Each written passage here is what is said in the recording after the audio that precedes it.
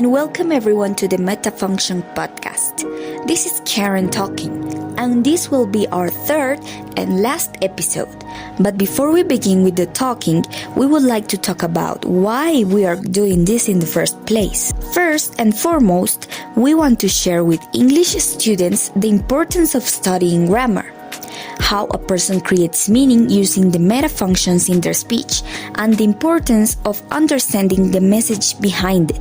We also want to make grammar easier to understand and more accessible for the students who might find it boring or scary.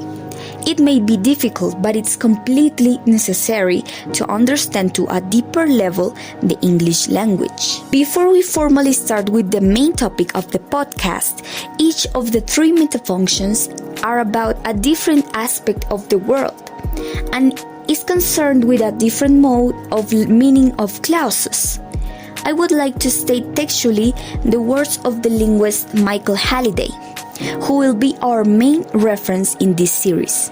He states, "One of the most powerful dimensions of systemic functional linguistics has been its recognition of the spoken features of rhythm and intonation, prosody as grammatical.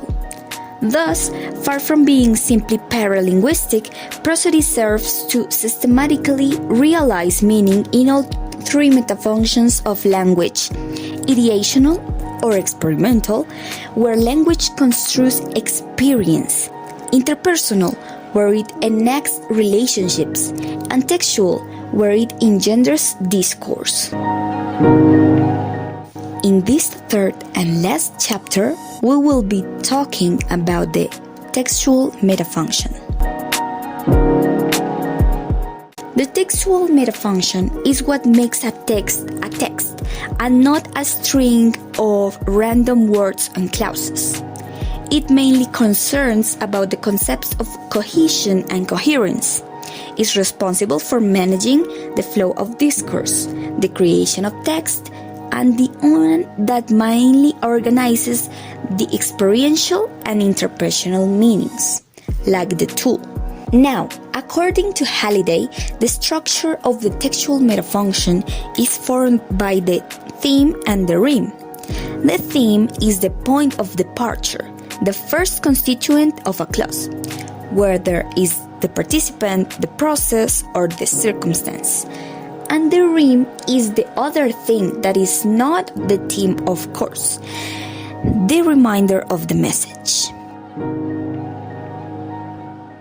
Let's analyze some clauses in order to understand better.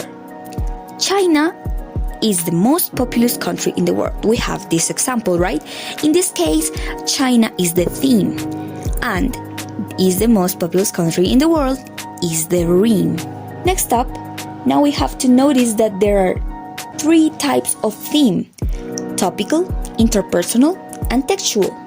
Wow, just like the metafunctions, right? Let's go first with the topical theme. There are also two subtypes for this one: the marked and the unmarked. The unmarked topical theme can be usually found in a clause which starts with the subject.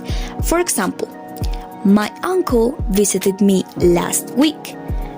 This is a clause which has an unmarked topical theme. The theme in this case is "my uncle." On the other hand, we have the marked topical theme, which is found in a clause which starts with the complement, adjunct, or predicator. For example, "Last week, my uncle visited me." Last week is the theme in this clause. It is a clause which has a marked topical theme. Next, we are going to review the textual theme. This type of theme is used to connect one clause to another in a text. Most of the times, it is a conjunction. For example, such, and, then, after, and etc. And even when we are speaking onomatopoeias, count as a textual theme. For example, a situation in which two people are speaking, one says, "But he doesn't understand." In this clause, the theme is the conjunction, but. Let's imagine that the other person answers, "Well, he did it." In this clause, we have well, which is the theme, and used in speaking rather than writing. See? Lastly, we are going to go on with the interpersonal theme. The purpose of the interpersonal theme is to interact and transact socially.